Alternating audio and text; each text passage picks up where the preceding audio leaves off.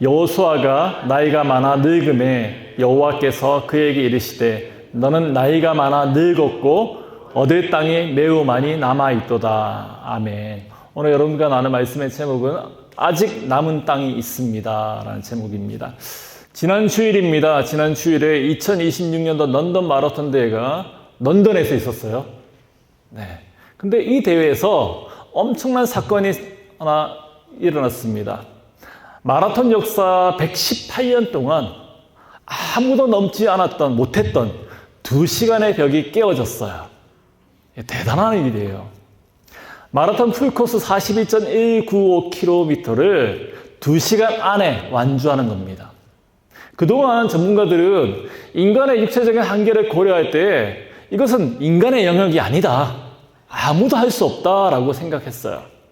그런데 이번에 케냐 출신의 세바스티안 사웨라는 선수가 1시간 59분 30초로 들어왔다고요. 네. 그 다음에 2등, 3등도 2시간 안에 들어온 걸로 알고 있습니다. 그런데 여러분, 마라톤 풀코스, 이 42.195 이 전체를 뛰는 선수들이 가장 힘들어하는 구간이 어디일까요? 오전에 일부 예배 때 보니까 어떤 분은 10km 그러시더라고요. 10km는 저도 매일같이 뛰어요. 네. 10km? 아니죠. 결승점 바로 앞둔 그 지점일까요? 잠깐 뛰었으니까 얼마 남지 않아 그 앞에서 쓰러지는 그런 선수도 여러분들 영상에서 본 적이 있잖아요. 대부분의 선수들이 30km 지점, 거기가 제일 힘들다라고 합니다. 전문가들은 이 지점에 대해서 The Wall이라고 불러요. 벽이라고 부릅니다. 몸의 에너지가 바닥나고 다리는 말을 듣지 않고 심장은 터지듯이 막 뛰고 있는 그 순간에 머릿속에서 떠오르는 생각은 하나밖에 없는 거야. 계속 말하고 있죠, 머릿속에서. 이제 그만해. 여기서 멈춰도 돼. 이런 메시지가 계속 머릿속에 떠오르는 거예요. 어쩌면은 지금 우리가 살고 있는 오늘이 인생 가운데 30km 지점이 아닌가 싶기도 합니다. 한국에서 나온 말이라고 하는데 20, 30대 청년들에 대해서 요즘에는 N4 세대라고 부른다고 해요. 여러분 들으신 적이 있으시죠? 처음에는 연애, 결혼, 출산을 포기한다는 의미에서 3포 세대라고 불렀다고 합니다. 너무 힘드니까요. 연애, 결혼, 출산. 근데 그것이 5포 세대가 돼요. 조금 있으니까 7포 세대가 돼요. 그리고 지금은 그냥 아예 N포 세대예요. 너무나 포기할 것이 많으니까. 그래서 희망을 놓아버린 세대가 되어진 겁니다. 이것이 어디 청년들만의 문제겠어요? 인생의 정점기에 서 있어야 돼. 40대, 50대 중년들. 이젠 지쳤다. 내 역할은 끝났다 하면서 번아웃이라는 어떤 벽 앞에 서 있지는 않습니까? 인생의 황혼기를 맞고 있는 어르신들조차 이제 남은 거는 이제 정리하는 것뿐이야. 스스로의 어떤 소망에 대한 그 문들을 닫고 있습니다. 왜 살아야 하는지, 어디로 가야 하는지 방향을 잃어버린 채로 그저 견디고만 있는 그 자리가, 그것이 바로 우리가 서 있는 The Wall이 아닌가 싶습니다. 오늘 본문은 인생이라는 이 마라톤에 100년 넘게 열심히 달려온 한 위대한 신앙인인 여호수아라는 그 이름으로 시작합니다. 이 여호수아는 광야를 지났고 요단을 건넜습니다. 그리고 난공불락이라는 여리고성을 무너뜨린 정말 그야말로 수많은 전쟁들을 치러내었던 레전드 중에 레전드였습니다. 근데 그의 나이 이제 110세가 되었어요. 누가 봐도 은퇴가 당연하고요. 쉬어야 할 때입니다. 여호수아 자신도 아마 그런 생각을 하지 않았을까요? 신발끈을 풀면서 이제 나의 이 레이스는 여기까지다. 충분히 달렸다라고 생각하지 않았을까요? 그런데 바로 그 순간에 하나님께서 말씀하시는 거예요. 여호수아야, 내 앞에 아직 남은 땅이 있다라고요. 사람은 끝이라고 말하는데 하나님은 아직이라고 말하십니다. 우리는 여기까지라고 선을 긋고 있는데 하나님은 거기서부터라고 등을 밀고 있는 거예요. 혹시 오늘 이 자리 가운데 인생의 셔터를 이미 내려놓으신 분이 계십니까? 더 이상 기대할 것이 없다고 마음의 문을 걸어 잠근 분이 계십니까? 오늘 주신 말씀을 통해서 인생의 그 벽을 허무시고 끝이 아닌 아직을 말씀하시는 하나님을 깊이 만나는 그런 은혜의 시간 되기를 간절히 소망합니다. 첫 번째로, 은혜, 어떤 한계가 찾아왔습니까? 하나님은 바로 거기서 새 생명을, 새 사명을 시작하신다는 거예요. 본문이 이렇게 시작하죠. 여호수아가 나이가 많아 늙음에, 여호수아가 나이가 많아 늙음에, 한 10번 읽으면 마음이 정말 무겁지 않겠어요? 참 묘한 느낌이 드는 말씀입니다. 우리가 기억하는 여호수아는 언제나 젊고 강하고 믿음으로 담대하게 그렇게 전진했던 사람이 아니었습니까? 그런데 성경은 그 여호수아에 대해서 너무나도 담담하게 표현하고 있어요. 나이가 많아 늙었다라고요. 늙음. 이건 누구도 피할 수 없는 인생의 한 스테이지죠. 그래도 다 그렇다 하더라도 이상하게 마음 한편에는 그런 생각이 들잖아요. 내가 사랑하는 변우석만큼은, 네. 누군지 모르시죠? 네. 한국에서 요즘에 핫한 남자 배우라고 그래요. 네. 키도 크고 잘생긴. 저 친구만큼은 안 늙었으면 좋겠는데. 그런 느낌을 가지고 이 말씀을 보면 돼요. 여호수아만큼은 아니었으면 좋겠는데. 그런데 하지만 성경은 너무나도 정직하게 얘기해요. 너무나도 현실적이다 싶을 정도로 그에게도 그날이 왔다라고 쓰고 있습니다. 늙었다라고요. 이 문장을 히브리어 원문으로 보면은 조금 더 울림이 있어요. 이 구절은 히브리어로 저렇게 씁니다. 어떻게 읽을까요?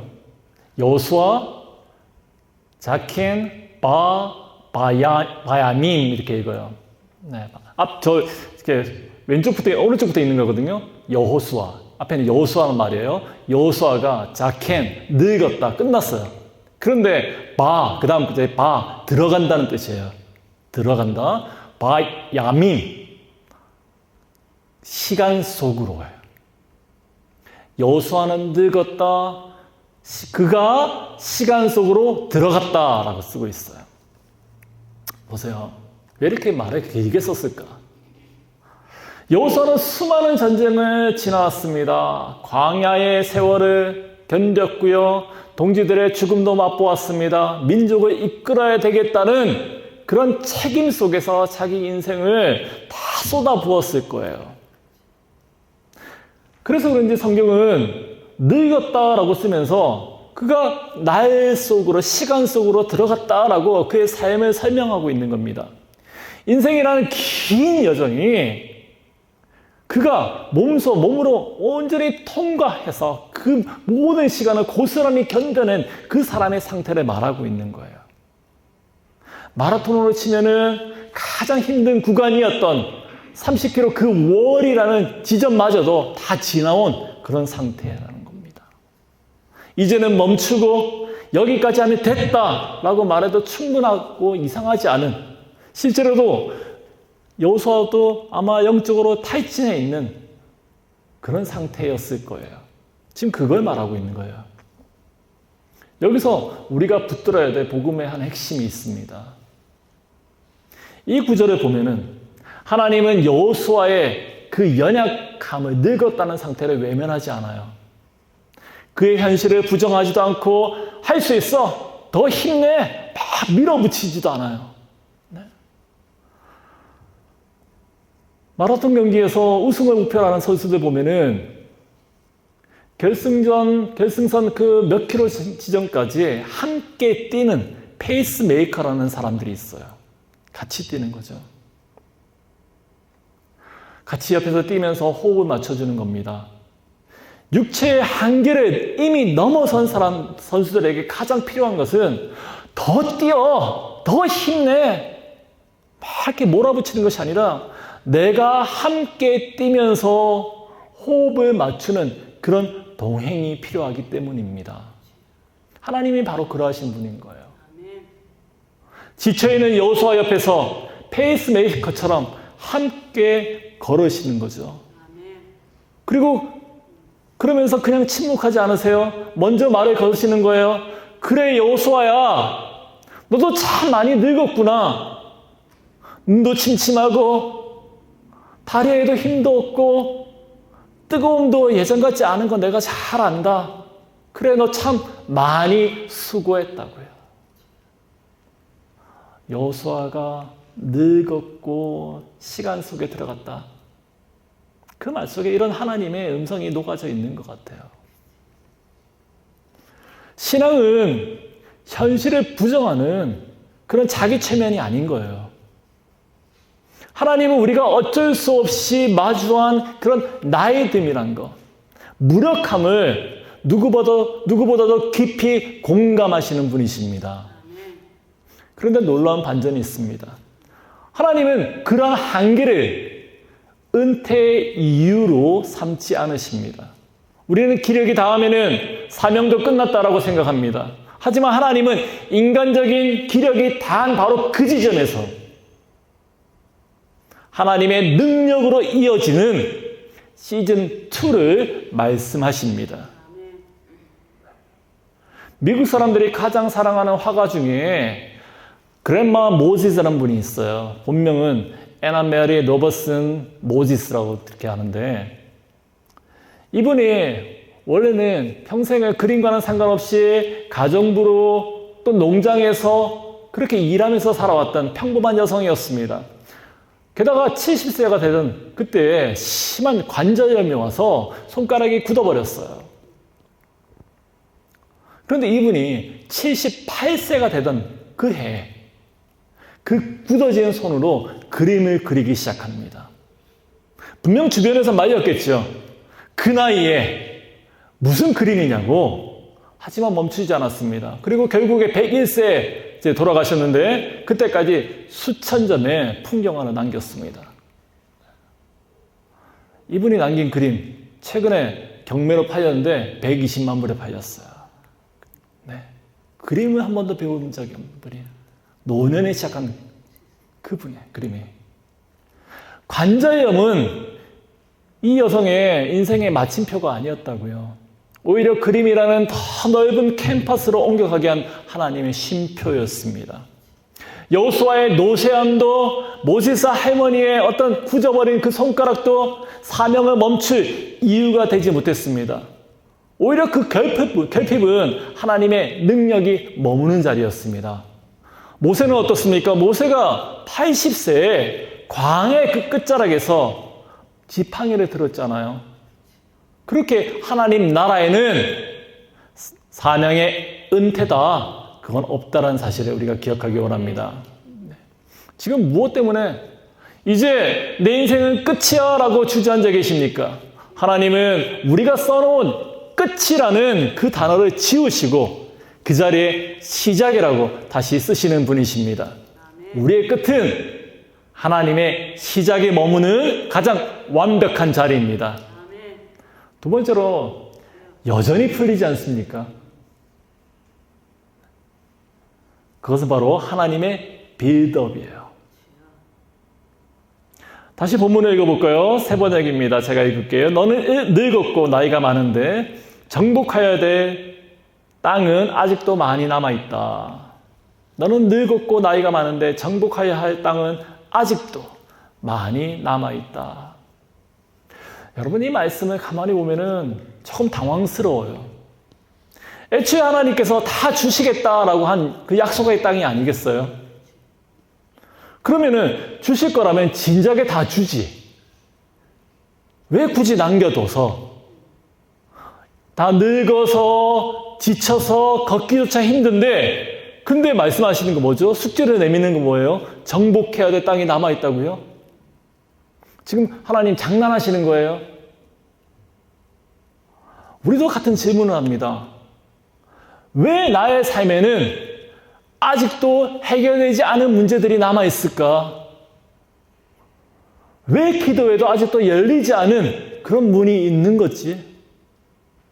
그렇게 오래 믿었는데 나는 여전히 이 모양일까? 그러저런 질문들 있잖아요. 우리는 쉽게 생각하죠. 이건 내 실패야. 하나님이 나를 잊으신 거 아닐까? 혹은 믿는다고 모든 게 바뀌진 않아. 하지만 성경은 전혀 다른 이야기를 합니다. 이 말씀에서 남아있다라고 쓰고 있는 그 표현 히브리어로 니샤라라는 그런 말을 씁니다. 니샤라 이렇게 노란 글씨 쓰여 있죠. 이 말은 어떤 실수로 빠뜨려 먹었다 아니면 우연히 남겨졌다라는 그런 의미가 아니라 주체는 하나님이에요. 하나님께서 의도적으로 목적을 가지고 특별한 목적을 가지고 남겨두었다라는 의미가 저 단어 속에 담겨져 있는 거예요. 히브리어는 참 독특한 언어입니다. 거기에 몇 개를 붙이면은 그 뉘앙스가 뜻이 확 달라져요.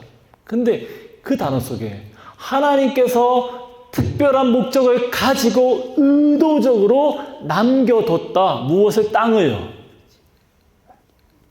여호수아가 무능해서 땅을 정복 다 못한 게 아니에요.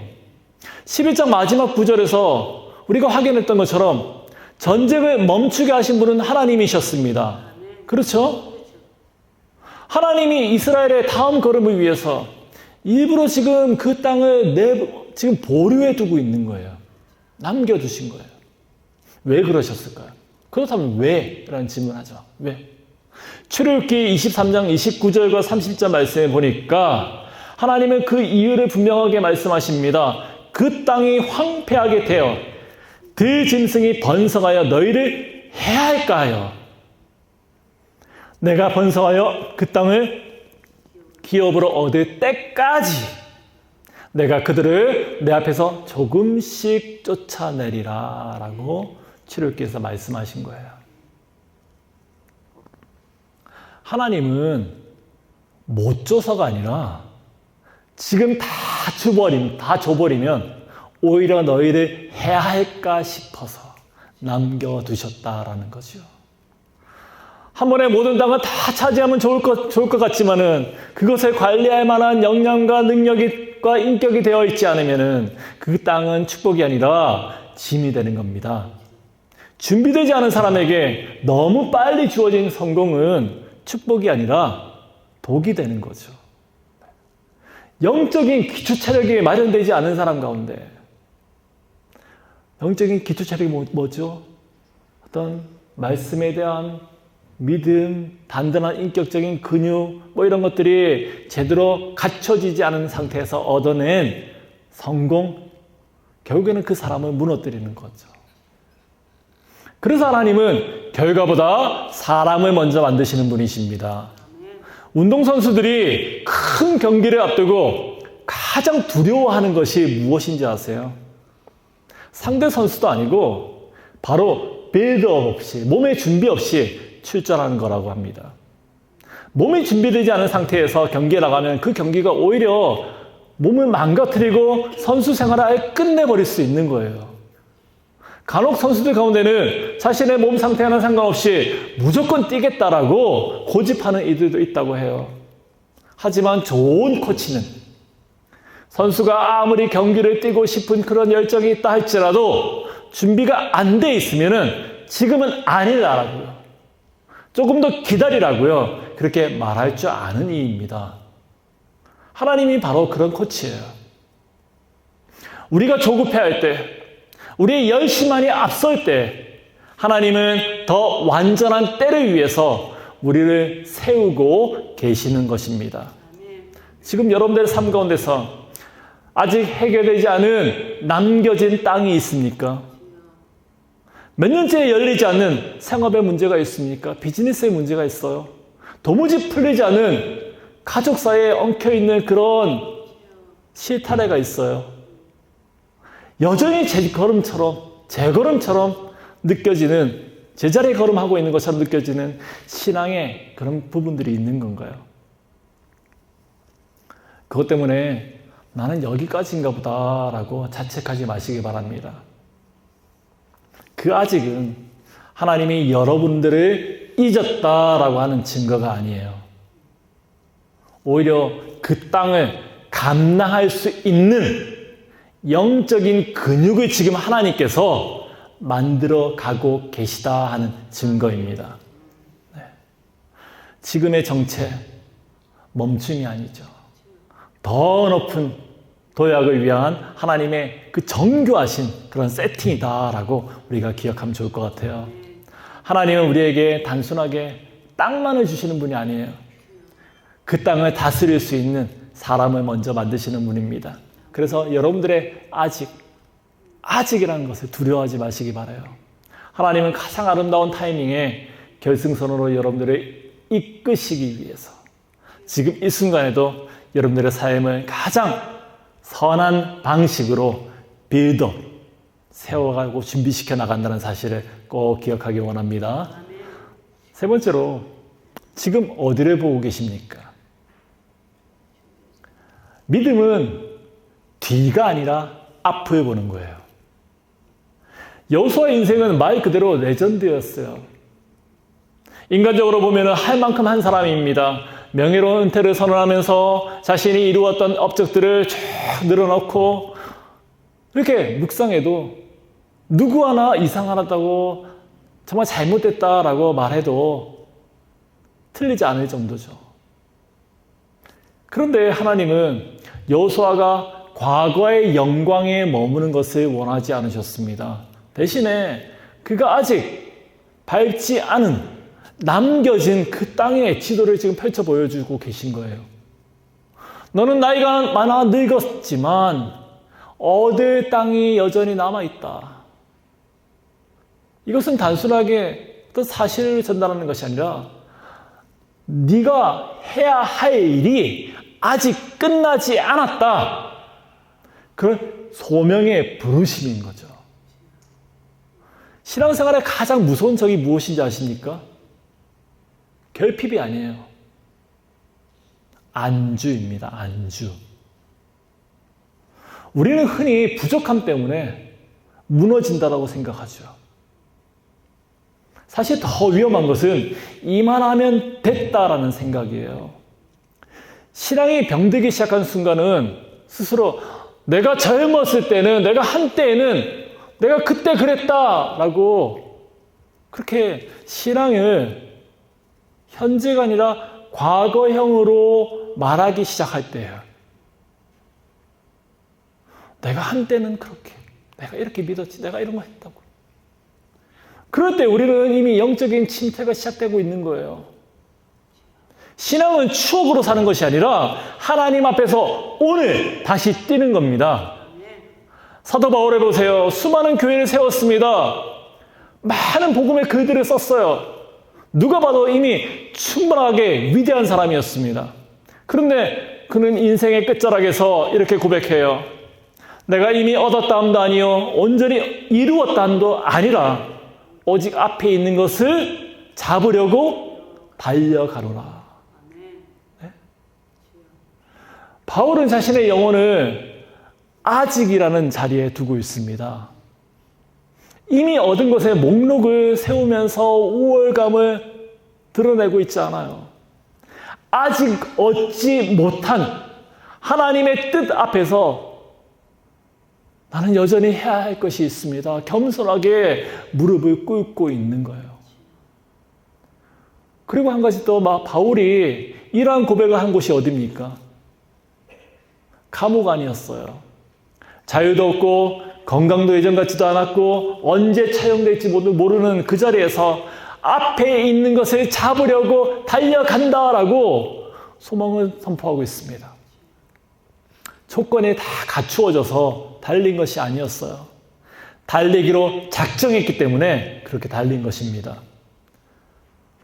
바울은 안주라는 그런 자리에 머물지 않고 소망의 그 트레기를 끝까지 달려갔어요. 그래서 인생의 마지막에 디모데후서 4장에서 이렇게 고백합니다. 나는 선한 싸움을 싸우고 나의 달려갈 길을 마치고 믿음을 지켰으니 라고요. 네? 성공했다. 내가 이만큼 이루었다. 업적을 남겼다. 그런 말도 아니에요. 딱 한마디입니다. 믿음을 지켰다고요.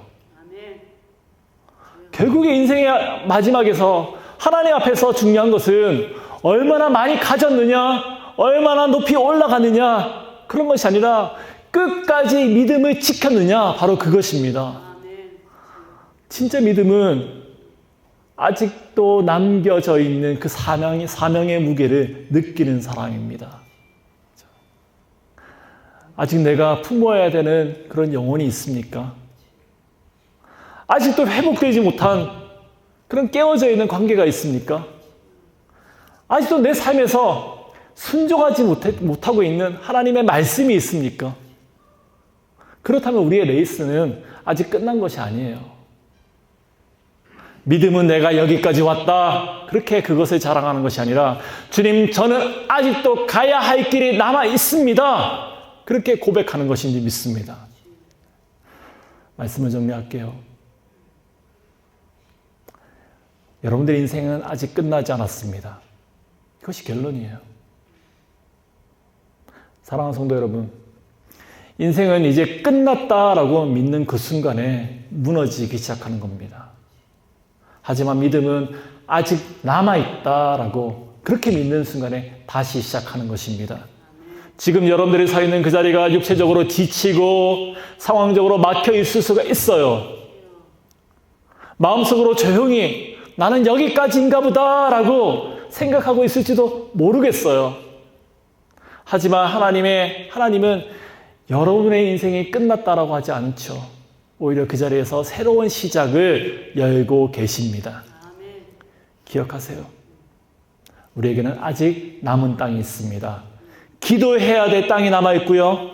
회복해야 될 관계가 남아있고요. 순종해야 될 사명이 남아있습니다. 그리고 무엇보다 끝까지 달려가야 하는 하나님의 그 나라가 남아있습니다.